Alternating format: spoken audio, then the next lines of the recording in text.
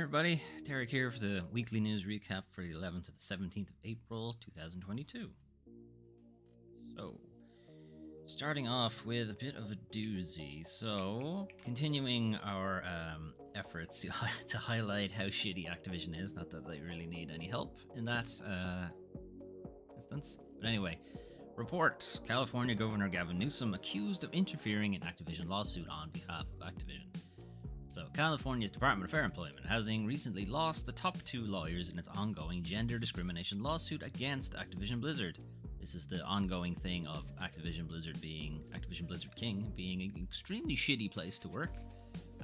Allegations of sexual harassment, sexual abuse, toxic workplace environment, discrimination based on gender, based on race, based on a great many other things. Anyway, all things that have been highlighted on the channel previously. Chief Counsel was fired by the state governor, Gavin Newsom, while the assistant chief counsel resigned today in protest. The assistant claimed that the governor has been actively interfering in the lawsuit against the Call of Duty publisher. That's not good. That's bad news. Bloomberg reports that the California assistant chief counsel Melanie Proctor resigned last Tuesday to protest Governor Gavin Newsom's firing of her boss, Janet Whipper. The firing came after they had stepped down from the lawsuit, which seems that they may have been pressured to do that. And that lawsuit, filed on July 20th of last year, alleges that all the shit about that company, basically. Melanie Proctor claims that Governor Newsom began to interfere with their lawsuit some weeks prior. Again, they may have been forced to resign. His office repeatedly demanded advance notice of litigation strategy and of next steps in the litigation. Again, there should be a separation of these concerns. The governor should not be interfering in these kind of things and absolutely should not be asking for advance notice of all these kind of things. Demands reportedly became more frequent as the department started to win in the state courts. Proctor's emails state that interference of Newsom's office mimicked the interests of Activision's counsel, and there might be some collusion there. Might. There definitely is. To protect the agency's independence before being terminated. So, the chief counsel, who was eventually fired, attempted to protect the agency's independence, but was then subsequently fired by the governor. River spokesperson told Bloomberg that the former chief counsel will be seeking legal recourse, including a claim under the California Whistleblower Protection Act. So yeah, that's some big shit there. That's some big problems coming some people's ways. In a resignation email, Proctor asked the remaining DFEH staff to continue on the litigation against Activision Blizzard. So just because they've lost their two top counsels, the litigation lawsuit should still keep going, and the rest of this article is kind of highlighting why you would be litigating against Activision Blizzard for all the reasons we know. Reminder that they did do the same with Riot Games, who tried to get out of the discrimination lawsuit by settling for a piddling amount of money, and the California department basically pushed them to times 10 that settlement. So yeah, they do good work, at least, or have a history of doing good work, at least. And there is a direct quote which has been picked out earlier in the article, but there's the whole thing there. Some updates, and people came back to talk about it. Governor Newsom's also about this, we take this, this is categorically false, yada yada yada, you've no proof, fuck you. Basically. That's the end of that. And DFEH director Kevin Kish to basically say, we stand behind the people and our leadership, and we have no problems with the administration, with governor and so on. So looks like they mightn't get any help from the director of the department. But yeah, this is a bit of a blow for any ongoing litigation against Activision.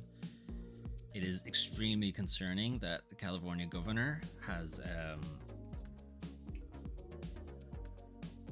sorry, the camera light turned off there for a second. Just want to make sure it was still on.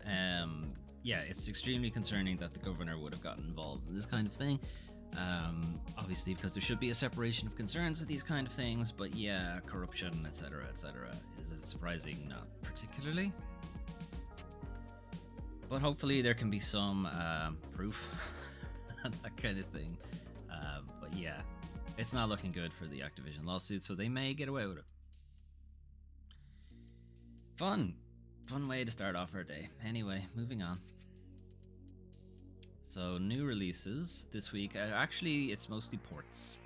In fact, it's entirely ports this week. So, Road 96, previously on Switch and Xbox, I think. Switch and PC, definitely, is now on PlayStation. So, Road 96, if you don't know, is a procedural story game where you are hitchhiking along Road 96. And there are all sorts of different interactions, hitchhikers, things you encounter on the road, and so on, but they are entirely random. So every time you do a run, if you like, every time you attempt to hitchhike, it will be different every time. The people you meet, the places you encounter, and so on. They're going in for a lot of the exploration stuff in this trailer, but there's a ton of vehicles and such that you can hitchhike with, people you can encounter, people you can talk to, different stories and stuff that they might come up with. Some of them are a bit creepy, some of them are funny, some of them are just weird, you know, that kind of thing. It's a fun idea. How well the randomness works, don't know, can't say for definite, but you know, it's a fun idea, and if you like the Annapurna stuff, probably be fine with it. Nobody Saves the World is a isometric slapstick comedy kind of thing with sort of creepy artwork, but the idea is you're a nobody and you find this magic wand that can turn you into somebody, or more specifically can turn you into anybody. So you can just transform yourself into, I think, any creature in the world or something like that. You just need to pick up the requisite item that lets you do it, but you can turn into anything, more or less. And this new port has added co-op, so you and another person can become whatever you want to be, I suppose. The gameplay looks like a lot of fun, and there's obviously a ton of variety, a ton of like mix-ups and combos and whatever if you decide to change the character you are, you know. Be a horse, be an egg. I don't know what an egg can do, but just be an egg, or be a rat, or be a, you know, kung fu guy, or be like a big mech, or a sword master, and so on. You know, there's lots of different things you can be. And you don't have to be a nobody, you can be an anybody. Absolutely anybody you want to be. That is now ported over to PlayStation. Previously it was Xbox, I think. And then 13 Sentinels Aegis Rim is coming to Switch. It has been on pretty much everything else, but now it is on Switch, and I'm highlighting this because it has an awesome story. It's a really, really good story that I will not in any way spoil, but it's mechs and time travel and that kind of thing, and it's gorgeous. And just play it. Just go play it. It's really, really good. It might end up on the channel at some point. I don't know. There's a lot of me just talking for that game. But yeah, not a ton of gameplay, but a ton of just really interesting scenarios and storyline stuff. Anyway, check that out. Okay, updates. Right, so we have some new game announcements. We have Myth Force from Beamdog. Beamdog previously were probably better known for ports of some old CRPGs. So they are the team that ported Baldur's Gate and Planescape Torment recently, but this is their first. I think this is their first wholly new IP. So Myth Force is meant to be aping the idea of the 80s cartoons, so like He-Man, G.I. Joe, the original Teenage Mutant Hero Turtles, as they were known here, for some reason. And Michelangelo wasn't allowed to have nunchucks; he had to have. What did they give him in the end? I think they gave him scythes or sickles or something. They gave him something that wasn't nunchucks anyway, because they were illegal. But anyway, Myth Force is taking the 80s Saturday morning cartoon vibe, first person roguelike kind of thing, or roguelite, as because, you know, you can carry some stuff over. It's not as punishing as the original Rogue. It looks like a lot of fun. It looks like it'll be a co-op kind of thing. And I guess you have character classes and that kind of thing, but it's like super vibrant and super cheesy 80s cartoon stuff. So yes, I'm absolutely here for it. How the gameplay will actually work and so on, we don't really know. Like, I mean, you can guess that it will be first-person hacky and slashing kind of thing, but the stuff you can carry across, can you play it solo? How long is the campaign? And so on. There's a lot. I bring up Hades a lot when we talk about roguelikes and roguelites because those are some enormous shoes to fill, or an incredible act to follow, to still get my attention for roguelites. So I'm digging the art style, so I guess we'll see how it goes from there. Looking forward to see more about it. And then some other news that came out from the same thing is that Aspire Media have bought Beamdog. So Aspire Media, also known for ports in general, and they are currently working on Knights of the Old Republic. So I imagine they're probably bringing on some knowledge from porting old PC stuff over. Hopefully. We haven't heard a whole lot about the Knights of the Old Republic remake, so hope it's going okay. Alright. Bugsnax is coming to Xbox, so yeah, it hasn't happened yet, which is why it's not in the new releases thing, but yeah, it's on its way. Bugsnax is hilarious, and kinda sorta body horror creepy. Is there a trailer that I can play? No. Anyway, Bugsnax with its next expansion, the Isle of Big Snacks. So when that launches, it will also end the console exclusivity period for PlayStation. So it will be coming to Xbox One, Xbox Series, and I think PC. And it's also getting Switch. So yeah, pretty much everything. It may have already been on PC. I don't remember. It doesn't say. Pretty sure it's PC as well. But yeah. So if you missed out on it, now you have opportunities if you own a Switch or an Xbox, or if you just didn't get it on PlayStation. Just get it. Bugsnax is really good. Check it out. Continuing the port run, No More Heroes 3 is no longer Switch exclusive. It will be on everything else soon enough. And I believe No More Heroes 1 and 2 are also currently on every console. So yeah, now you can have the entire trilogy if you were a little annoyed that it was only on Switch. Now you can get it on everything. So cool. Or not now. You will be able to get it on everything when it eventually releases. So it will be added eventually. Coming to every platform. No date.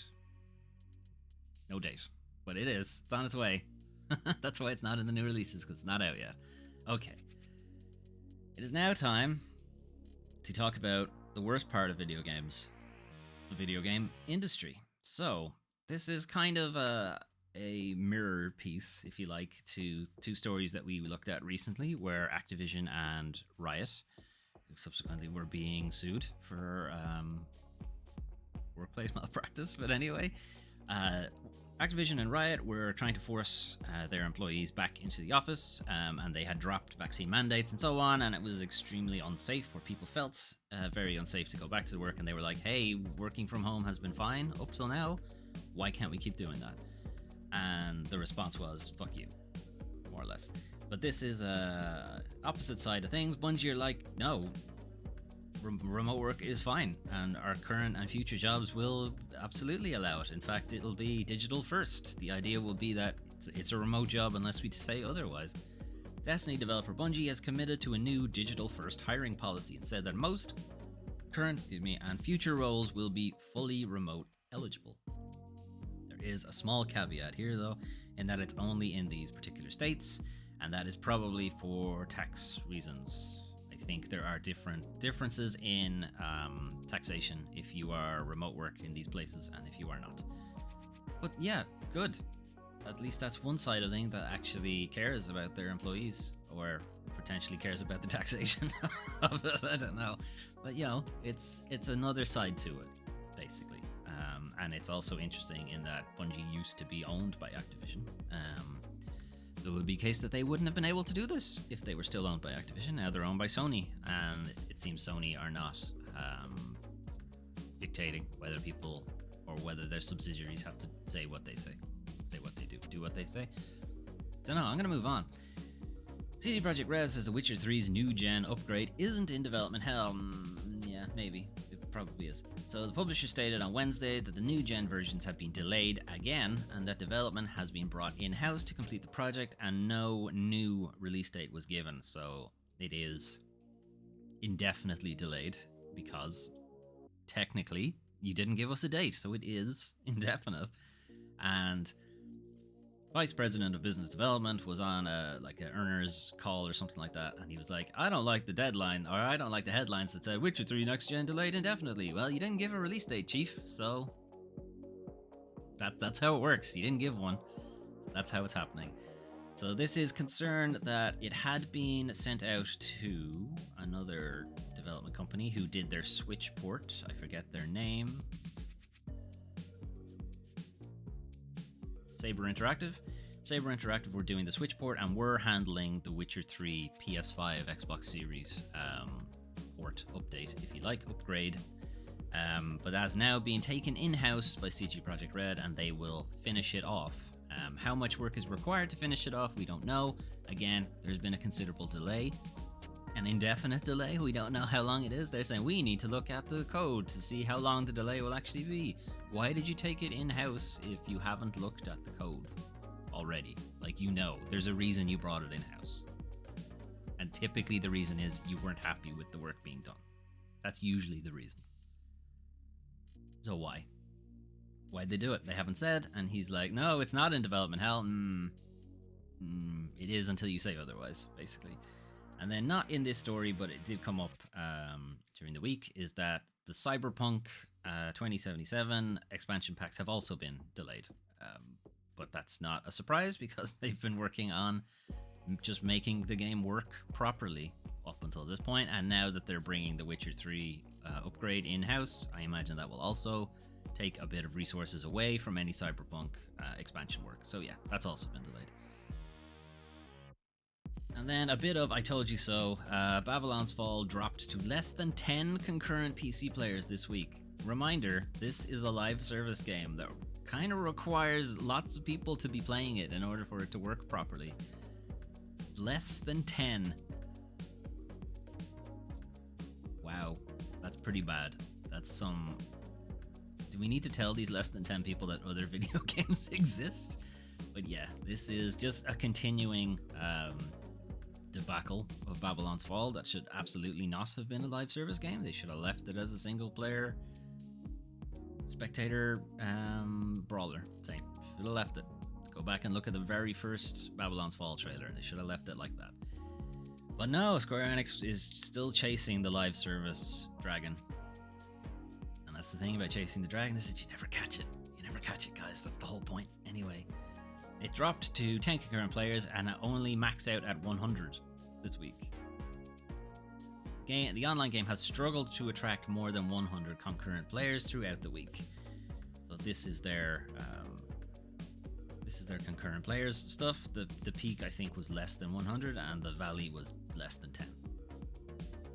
Not great. And then a quote from VGC's review: in the future, Babylon's Fall will almost certainly be frequently used as an example of how not to launch a live service game. Yes. Anyway, Square Enix trying to shoehorn in live service stuff. It shouldn't have happened. They'd have done it with Babylon's Fall. See how bad that was. Marvel's Avengers was the same. That was meant to just be a cooperative Borderlands kind of thing, where you could jump in as 4 people if you wanted. You could play it solo also if you wanted. It did not have any of the live service shit on top of it. I believe Anthem had something similar, although that's not from Square Enix, but still, same deal. You know, don't just take a game that's going fine, then just try to make it a live service, because it won't work. You need to, at the beginning, in the design stage, know what kind of game you're making, and stick to it, and tell the suits to fuck off. Anyway, we'll finish off with some stupid shit, or dumb stuff. Anyway, we've got 2 Elden Ring things. So one is somebody took the camera from Elden Ring and turned it into a CRPG and like tilt shift kind of stuff, and it looks pretty fun. It looks like a nice little like model landscape. It looks really, really funny and cool and interesting, and I want to play this game. Even though I'm playing Elden Ring, I want to play this game also. So it's a reminder of the older CRPG, Baldur's Gate, Planescape Torment, as we talked about, but like with the Elden Ring stuff, it's just taking the camera and moving it out and doing the tilt shift to it, which makes everything look like a toy. It's really pretty.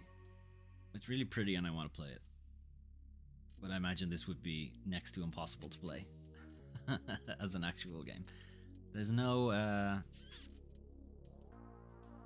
I don't think that in the video there's any actual combat because, again, it would be so difficult to do, and I imagine lock-on probably fucks up the tilt shift thing. But yeah, I remember those guys. Those guys are pricks. They were on the stream. Check those guys out. Anyway, early area of Limgrave. Fun. I've been there. I've been to all these places because we're nearly finished the Elden Ring game. It's I think we've got maybe three streams left, maybe 3 or 4, depending on whether or not I really try to do absolutely everything, which I'm starting to think I've missed so many things now and quests that I've probably fucked up. So yeah, we may just make a beeline for the end of the game. Anyway, that's like half the video. You can check out the rest of it yourselves. Then also, somebody doing the rounds, a fantastic story, is Elden Ring player Let Me Solo Her becomes online legend for helping players beat a demanding boss. So this is against the boss Malenia, who is, we haven't encountered her yet on stream, but I am aware that she is probably the hardest boss in the game, and therefore the hardest enemy in the game. But we have a player from the PC community called Let Me Solo Her, who has been helping people just, or not helping people, just doing it for them, just coming in, hey, summon me, I'll take care of this. And just kicks the shit out of Malenia, and they've inspired a lot of like help. So there's like a thread that started it all off, 20 to 30 Malenia attempts and getting only to low health and then getting really annoyed. He summoned in this wearing nothing but a jar on his head, holding 2 katanas named Let Me Solo Her. I was curious, who am I to deny his wish? The man took no damage except from some rot, and he was flawless, put all my attempts to shame. I definitely didn't kill Malenia, but either way, she's dead. This guy, he's inspired a lot of art and a lot of kind of funny memes and stuff. No, Let Me Solo Her. They scare me, and so on. I think this is his actual channel where he comes in. Oh no, yeah, no, this must be his channel. Coming in to help Malenia and so on. I don't want to be spoiled by the Malenia boss fight, so I'm not going to watch this video. But still, if you want to, it's there. And then we have a mod where someone has added Ash Williams into Resident Evil Village, and it's a pretty great video. It's a pretty great video. Not even a mod. I don't know why I call it a mod. It's not. It's like a not a pastiche. What am I trying to say? I don't know. It's funny. Anyway, they've replaced him from Ethan. Anyway, you can check that out. It's pretty funny and works pretty well. Okay, what will we leave in the background? 13 Sentinels, so you guys remember to play it. Leave that in the background. Anyway, that was the news for April 11th to 17th, 2022. We've got concerning news that, governors interfering in things they shouldn't be interfering in, and potentially jeopardizing any kind of culpability from Activision. It does really look like they'll get the merger with Microsoft and the board, and Bobby will get a massive payday, a gigantic gold parachute, and that'll be it. And people who were actually affected, nothing will happen. That's what it looks like, and doesn't feel good. Anyway, new releases, mostly ports or entirely ports that I have been looking at, and they may or may not make their way onto the channel. I don't know yet. Some of them are a little difficult to tell if they'll make good streams. Road 96, I think, because it's so random, it's hard to tell if it would make a decent stream. Nobody Saves the World, I think, will, and it probably will make its way on the channel at some point. 13 Sentinels, I do really want to put it on the channel, but it is a shit ton of me just talking, so I don't know about that. New releases, updates. It would be good to get all of the No More Heroes' trilogy just going all by itself. Having The Witcher delayed is not a big deal. Like, there's so many games that still need to be played. Cyberpunk being delayed. I haven't even played the original yet. I'm waiting for them to say it's done. They're done with their patches, basically. I'm waiting for that. Although I waited for that for Assassin's Creed Unity, the French Revolution one, and that was still really broken. Even though they said, yeah, we're done. It's ready. It's not fucking ready. It crashed in like the first 10 minutes. So I don't know. Yeah, anyway, elsewhere on the channel, so we are going to be continuing Ghostwire Tokyo playthrough, continuing Elden Ring. We finished Paradise Killer this week, so it ended up being 5 parts. All the VODs are up now if you want to check those out. So we will be playing Soma instead this coming Wednesday. Soma is a first-person narrative, story-driven kind of thing from the people behind Amnesia. We are going to be playing it in story mode instead of normal mode. Normal mode has the bunch of cat and mouse stealth things like Amnesia, but I personally feel that it detracts from the game. I honestly don't think it should ever have been in it. I think they should have took them out entirely, and I think a lot of people felt that way because the developer patched in a story mode, which basically took away all of that stuff. So yeah, it's going to be a full-on just story stuff. We won't have to worry about having stealth. We won't have to worry about the stream being going off on a tangent and having to try to not get killed by these things, because some of them are really annoying. I definitely remember playing it the first time and having to avoid these guys. It's like, I just want to get to the next part of the story. That's it. That's all I want, because it's an interesting story. Anyway, that's what we'll be looking at there. We have played Chinatown Detective Agency last week. We looked at that for a bit. That was a lot of fun. It was a bit of a Carmen Sandiego thing where you were given clues and then you had to check in the real world, which was kind of threw me off a little bit, and maybe the stream probably didn't do too well because of it, but you have to like actually check yourself on the internet, like do your own research to try to figure these things out. You're given the clues and you need to figure stuff out. So it's like, here's a quote from a book. What's the book? You need to look it up. It's like, here's some of the more interesting ones was, here's a stamp. Where did it come from? Where's the issuing country? And then, what's its country of origin? And then where was it stamped as well? Like, it's that kind of thing. You're like, what the fuck am I supposed to figure that out? It's not in-game. It's an interesting concept. I do feel it would obviously detract from the game if you were to ever try to play it offline, on an airplane or something like that. You obviously wouldn't be able to, because you would need internet. Unless you pay for the, shitty airplane internet, I suppose. But there are other games you could play that don't require it, so I don't know, whatever. Anyway, we played a bit of that. It was fun. Check it out. I think the stream is probably a bit weird because it's mostly me on my phone doing research. So I don't know. There's also a bit where we had to decode a cipher properly, like ourselves. And I needed like a pen and paper to do it. So yeah, that was a weird stream. Anyway, coming up next week, as I said, we'll be looking at Soma, and that will be the Wednesday game going forward. Tuesday game is still Ghostwire Tokyo, and Saturday game is still Elden Ring, which we played a little bit of yesterday, and it was an absolutely cursed stream because we made practically zero progress, so that was fun. Yeah, we're coming to the end of Elden Ring, which means pretty much everything we're looking at now is very, very difficult. Anyway, we'll see how it goes. Hopefully I'll see you for some of those streams. Otherwise, you might see me somewhere else on the internet, on YouTube, on Twitch, on Twitter. I am Doomtrain5 for all of those under my face. You can see there. Yeah, hopefully I'll see you around then. See you somewhere in the week, or I don't know. See you in the comments. Anyway, enjoy the rest of your day, and I'll see you guys some other time. Bye-bye.